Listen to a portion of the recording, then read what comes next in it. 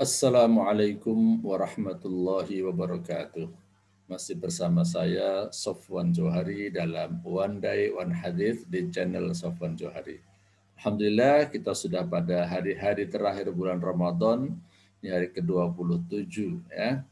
Pada hari ini saya akan sampaikan hadis masih terkait dengan zakatul fitr, melanjutkan hadis yang hari ke-25 ya. Hari ke-26 sengaja saya selingin dengan tema yang berbeda.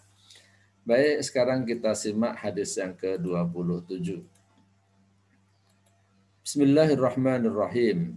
An Ibnu Abbas radhiyallahu anhu qala farada Rasulullah sallallahu alaihi wasallam zakatal fitri tu'matan lil masakin wa tuhratan lis-shaimi minal lagwi wal lahwi.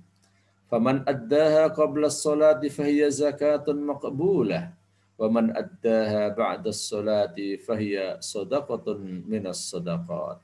Saya kutip dari kitab Tartibul Amali Al-Khumaisiyah ya. Ini kitab hadis yang tidak terlalu populer bagi orang awam ya. Ya sengaja saya ambil mengenalkan kitab-kitab hadis yang lain. Oke, artinya dari Ibnu Abbas radhiyallahu anhu berkata Rasulullah Shallallahu alaihi wasallam mewajibkan zakatul fitr ya, lagi-lagi saya katakan nama yang benar itu zakatul fitr. Disebut zakatul fitr karena asalnya dari kata-kata Idul Fitri kaitannya. Maksudnya zakatul fitr itu zakat yang diwajibkan terkait datangnya Idul Fitr itu. Tujuannya apa ini? Ya, maf'ul li ajlihnya itu istilahnya. Tu'matan lil masakin, untuk memberikan makan kepada orang miskin.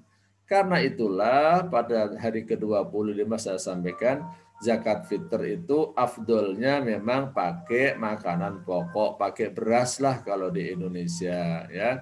Tapi kalau mau pakai uang gimana? Ya saya katakan khilafiyah, masih ada ulama yang membolehkan. Wa tuhratan lis-shaim, dan untuk membersihkan orang yang berpuasa minal lagwi wal lahwi. Jadi membersihkan orang yang berpuasa dari hal yang sia-sia dan permainan-permainan yang seharusnya tidak dijalankan saat dia berpuasa. Jadi supaya pada waktu puasa mungkin kita ada kesalahan-kesalahan kecil, nah ini dimaafkanlah melalui zakatul fitr. Faman addaha qabla sholati fahiya zakatun maqbulah. Siapa yang melaksanakan zakat fitr sebelum sholat, maksudnya sholat Idul Fitri, maka dia merupakan zakat yang diterima. Jadi ini maksudnya adalah zakat fitr itu harus dilaksanakan, didistribusikan sebelum sholat Idul Fitr. Waman addaha ba'da sholat, dan siapa yang melaksanakannya setelah sholat Idul Fitr, fahiya shadaqatun minas shadaqat, maka itu merupakan sedekah sebagaimana sedekah yang lainnya. Ya, jadi yang jelas kalau untuk membayarnya bagi orang yang berzakatnya harus dibayarkan sebelum sholat Idul Fitri. Kalau dilaksanakan setelah Idul Fitri nggak sah ini. Terus gimana dong? Ya dosa dia, kira-kira gitu aja gampangnya ya. Nah, kalau jadi amil gimana? Kalau jadi amil itu mestinya juga sama. Kalau orang itu membayarkan zakat fitrahnya sebelum Idul Fitri, dibagikannya sebelum sholat Idul Fitri. Makanya kemarin saya katakan zakat fitr nitip kepada panitia bolehlah dimajukan tanggal 20, 21, 22 Ramadan boleh. Ini nitip dulu sifatnya, bukan bayar kepada amil. Nanti amil akan mendistribusikan di malam takbiran atau 1-2 hari sebelum Idul Fitri, namanya ditakjil ya. Kalau ada beberapa amil yang menunda pendistribusiannya sampai setelah sholat Idul Fitri, waduh saya tidak tahu nih ya. Kalau saya pribadi tidak setuju ya. Karena tujuan daripada zakatul fitr itu adalah untuk memeriahkan Idul Fitr supaya orang-orang miskin tidak ada yang kelaparan di hari raya Idul Fitr. Jadi jangan sampailah ya para panitia atau ambil zakat fitr ya, kalau ada zakat fitr belum dibagikan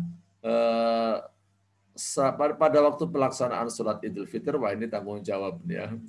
Menurut saya sih harus dihindari ya. Tapi saya tidak mengatakan dosa ya, wallahu alam. Tapi yang jelas kalau lihat hadis ini, ya harusnya zakatul fitr itu dibagikan, diterima oleh orang-orang miskin, orang-orang fakir yang berhak menerima zakat fitr sebelum pelaksanaan sholat Idul Fitri.